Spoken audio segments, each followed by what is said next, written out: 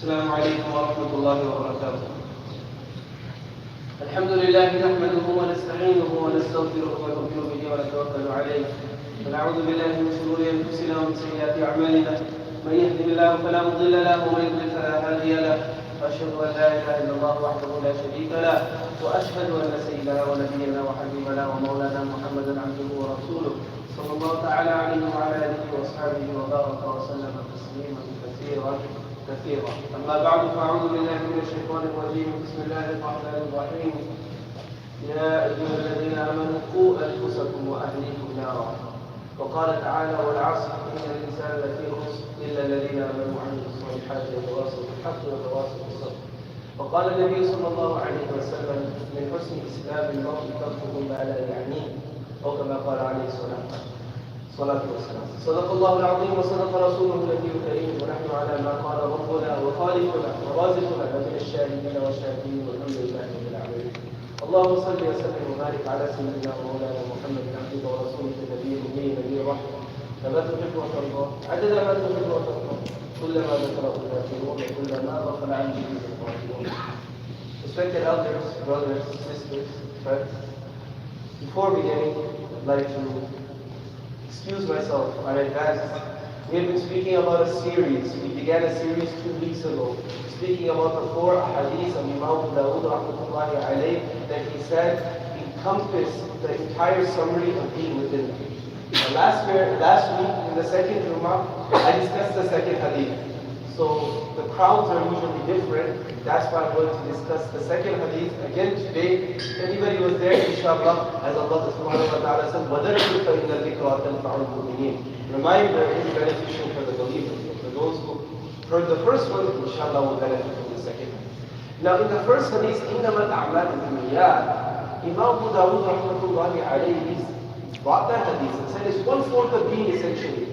And what is the reason for it being 1/4 of deen? Because this teaches you how to protect your ibadah. The second hadith, it's another 1/4 of deen, and it teaches us how to protect something very valuable. But for you to remember, inshallah, I'll mention a story first, and you'll realize what it is we're trying to protect through this hadith. And this story, it could be generic, it could be about any person, any man and woman, but it could be about any of you as well. As long as you've been married more than 4 or 5 years, this story is about you as well. Put yourself, male, female, you can relate to this story. So there was a man and a woman, husband and wife, they were sitting together. And the wife told the husband, I want to go visit my parents. And I want to go for 1 month.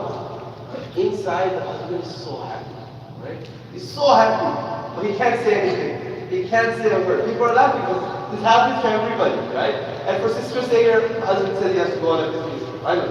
Just put yourself in this thing. The man is happy, he can't say a word to her though. So he begins to argue and say, you can't go. How can you go? How will I survive? How will I eat? And this and that. And the wife gets more stubborn. She says that, no, you're going to learn to value me and this and that. And he said, fine, I'll give you the ticket. He got her the ticket. The day she leaves, he calls all of his friends, he makes plans. He's already thinking about it. Now he has plans. Okay, we're going to go here this day, we're going to eat at this place, we're going to have this party at this person's house. He has a whole plan for 1 month. He's a free man. Every night he's calling his wife and saying, I miss you, it's so hard without you, this and that. After 10 days, she calls him and says that I booked my ticket, I'm coming back. And now he's crestfallen. He said, no, it's hard without you when your parents need you. No. I'm going to come back. I already got my ticket. The man is so upset. Imagine how he's feeling. Imagine how you feel at that happening. Now you go to the airport. He's at the airport. He's picking up. And he's so upset. He's giving her very short answers to everything. And she said, come inside because I have luggage as well. So he couldn't even pick her up at the door. So he goes and he gets her. He has a really upset face and his wife is looking around and she sees another Muslim couple across the airport on the other side. And she said, look at them, they're so happy, they're laughing, they're joking. We should be like this as well. Why are you so upset?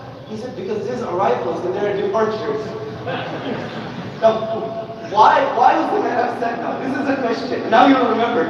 The question is because this hadith that we're going to speak about today is about valuing something else that's very important. And that's time. Our time is something that's very important, right? Very valuable. That man wanted to use his time to spend with his friends to do this and that. But Rasulullah sallallahu alayhi wa sallam, he advises us how to use our time, because time is our biggest asset. He says, من حسن إسلام المرء تركه ما لا يعنيه. From the excellence of a person's Islam is to leave those things that don't concern them. Meaning using a person's time for things that are valuable. Imam Hassan Basri rahmatullahi alayhi, the student of Ali radiallahu anhu, he said that, يَا ابْنَ آدَمْ إِنَّمَا أَنْتَ الْأَيَّامِ. O son of Adam, you are days, فَإِذَا ذَهَبَ الْيَوْمِ ذَهَبَ بَعْضُ. That when a day goes, part of you has gone that will never come back. So time is that vessel that Allah subhanahu wa ta'ala has given us to invest in our akhirah. So if a person is using their time for good deeds, if a person is using their time for bad deeds, a person's life is going. But there's a bunch of actions that fall in the middle. They're neither good, they're neither bad. They're called la ya'ni. Another word for it could be mubah. But la ya'ni. So what is la ya'ni? What are things that don't concern us, things that are worthless? They could fall into different categories. La ya'ni things. For example, the average person has over 30 or 40,000 possessions. How many things did Rasulullah sallallahu alaihi wasallam have? How many things did the Sahaba have? We don't need everything. It's not haram to have things, right? But a lot of things that we have, la ya'ni. We don't have any need for it. We don't even know. But that's not that harmful. Then we have la ya'ni actions. Right? Actions that don't do anything, fidgeting. Or top of the list is every few minutes taking your phone out of your pocket, going like this, seeing if I got a notification. This is a la ya'ni action. But the most harmful of the la ya'ni actions are two. La ya'ni thoughts. Thoughts that don't have to do with anything, and la ya'ni speech. Speech that doesn't concern us as well. And these two things, they go together a lot of times. What happens is a person, they begin to think about something. You know, so-and-so celebrity. I heard somewhere that they got divorced. Why did they get divorced? Let me go on Google. Let me see. Let me read the celebrity gossip. Them getting married, them getting divorced, them having children, them having affairs. None of that concerns us. But we spend 20, 30 minutes looking into their personal life. And then we begin to talk to other people about it. Wasting our time, right? Imam Ghazali rahmatullahi alayhi defines speech as la ya'ni. When not saying it will make you sinful. There's certain things you have to say, otherwise you're sinful. For example, if somebody was going to be injured, it's wajib upon you. You have to say something, right? Even if you're praying salah, you have to break your salah and tell the person, stop. You'd be sinful if you didn't say it. And he says, number two, so there's two criteria. One is by not saying it, you won't be sinful. Number two, by not saying it, you'll hurt neither your dunya nor your akhirah. Meaning there's no dunyawi benefit for you, there's no ukhrawi benefit for you. These things are la ya'ni. So you say, but look, I'm not hurting anybody. What's the problem with la ya'ni? The problem with la ya'ni is an opportunity cost. This is something that anybody who's involved in business can understand, right? Opportunity cost. Allah subhanahu wa ta'ala has given us a limited resource, and that's our time. If we invest this limited time that Allah subhanahu wa ta'ala has given us, in an activity that won't benefit us, that won't give us profit, when we have the opportunity to invest it in something that will give us a guaranteed return, which is good deeds. مَنْ جَاءَ بِالْحَسَنَةِ فَلَهُ عَشْرُ أَمْثَالِهَا. Any good deed you do, Allah says, I'll give you 10 reward guaranteed.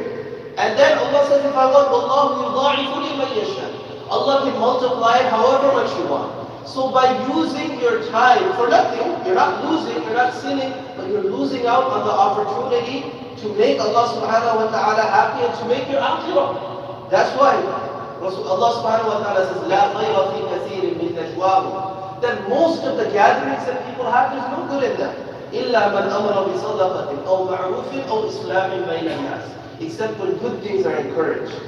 And Allah subhanahu wa ta'ala, when describing the people of falah, the people of ultimate success, وَالَّذِينَ هُمْ عَنِ اللَّغْوِ مُعْرِضُونَ. They turn away from worthless talk and chatter.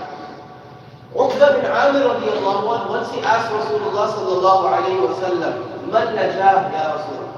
Ya Rasulullah, what is salvation? Rasulullah sallallahu alayhi wa sallam said three things. Number one, top of the list, أَمْسِكْ عَلَيْكَ لِسَانًا. Guard your tongue. Texting, this is also tongue. Writing, also tongue. If on the day of judgment Allah asks, why did you backbite so and so and say, I didn't say anything about them, I texted about them. it's still going to count as backbiting.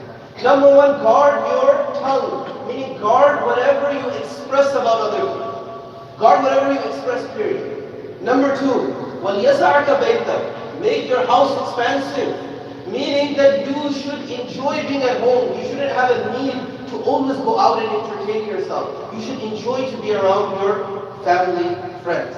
Number three, وَابْكِ عَلَى خَطِيئَتِهِ, think about, weep over your sins. Think about them and weep over them. Uqba bin Amir radiallahu anhu, he said this is the way to salvation.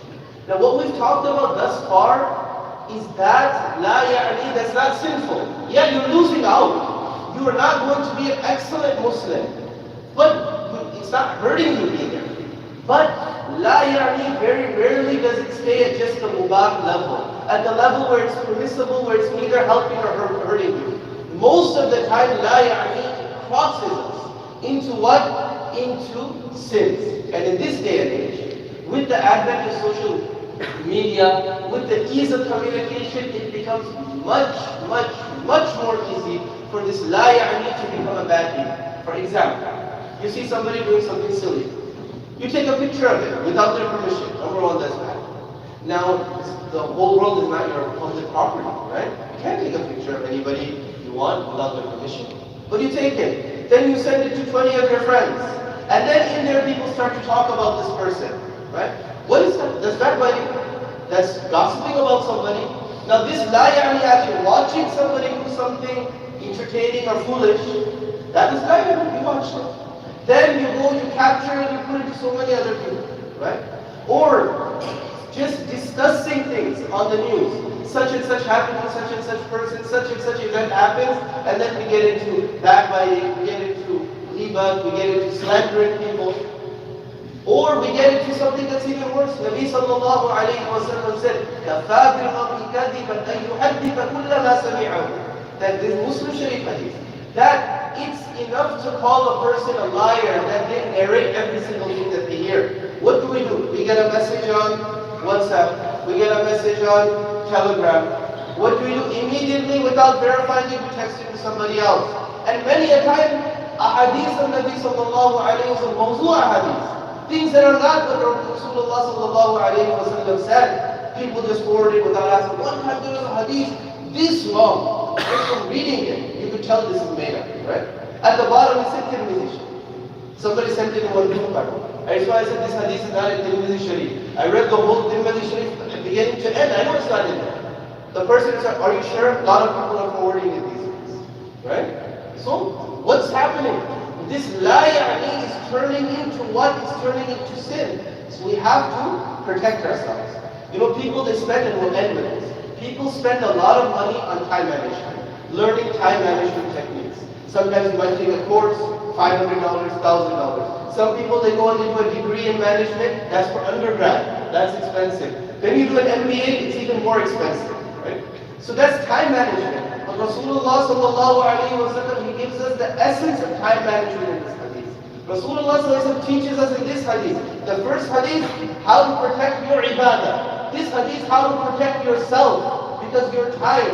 How do you value yourself? Rasulullah sallallahu alayhi wa sallam is telling us that here. And this hadith is basically telling us, before you do anything, ask yourself one question. This is Islamic time management. Why does it concern this? Why does it concern me? This thing I'm about to say, this thing I'm about to do, this thing I'm about to get involved with, why does it concern me? If you can't answer that question, leave it. That's all you need to do. And Abu Zar radiallahu ta'ala, he narrates that Ibrahim alayhi salatu wasalam, in his book he had this advice. I'm just going to summarize it. He said that an intelligent person should have designated time periods. A period of time to speak with Allah subhanahu wa ta'ala. A period of time to account for their life. A period of time to take care of their worldly needs. That includes spending time with family. That includes some type of permissible entertainment. And an intelligent person should have insights about the time that they're living in, and insights about themselves, about their age. I'm 40 years old now. I'm not 40, but I'm 40 years old. What am I doing with my life? Why am I still running around and trying to act like I'm 20 years old? These are questions. A person should realize this. This is a sign of an intelligent person. And an intelligent person should mind one's business. An intelligent person should guard one's tongue. And the last thing he said, and this is the key, whoever concerns his words amongst his deeds will speak little except on matters of genuine concern. May Allah subhanahu wa ta'ala allow us to act upon this golden advice of Rasulullah sallallahu alayhi wa sallam, and by doing so allow us to become people of excellence. من حسن إسلام المرء تركه ما لا يعنيه.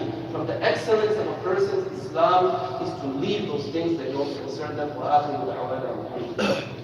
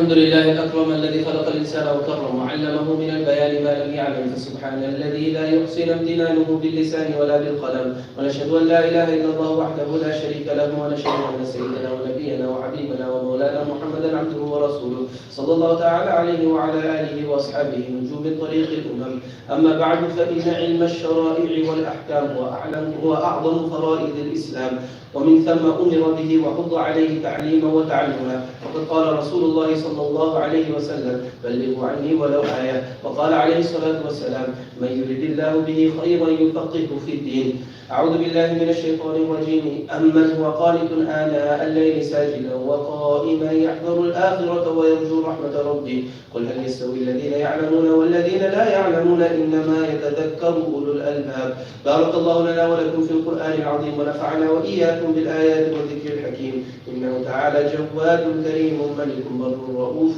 رحيم.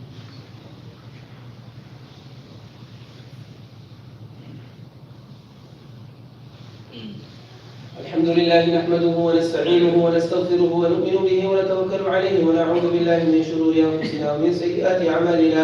من يهده الله فلا مضل له ومن يضلل فلا هادي له، وأشهد أن لا إله إلا الله وحده لا شريك له، وأشهد أن سيدنا ونبينا وحبيبنا ومولانا محمدا عبده ورسوله صلى الله تعالى عليه وعلى آله وأصحابه وبارك وسلم تسليما كثيرا كثيرا.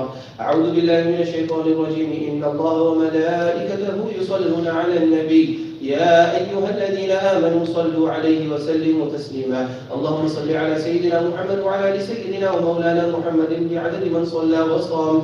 اللهم صل على سيدنا محمد وعلى آل سيدنا ومولانا محمد بعدد من قعد وقام. وصلى الله تعالى على جميع الأنبياء والمرسلين والملائكة المقربين والخلفاء الراشدين وعلى الستة الباقية من العشرة المبشرة وسائر المهاجرين والأنصار والتابعين الأبرار الأخيار إلى يوم القرار رضوان الله تعالى عليهم أجمعين. اللهم اغفر لنا وللمؤمنين والمؤمنات والمسلمين والمسلمات الأحياء منهم والأموات إنك سميع قريب مجيب الدعوات. ربنا لا تزغ قلوبنا بعد إذ هديتنا وهب لنا من لدنك رحمة إنك أنت الوهاب. اللهم أعز الإسلام والمسلمين في كل مكان، اللهم انصر إخواننا في كل مكان. ربنا آتنا في الدنيا حسنة وفي الآخرة حسنة وقنا عذاب النار. عباد الله رحمكم الله، إن الله يأمر بالعدل والإحسان وإيتاء ذي القربى وينهى عن الفحشاء والمنكر والبغي يعظكم لعلكم تذكرون. اذكروا الله يذكركم وادعوه يستجب لكم ولذكر الله أكبر والله يعلم ما تصنعون.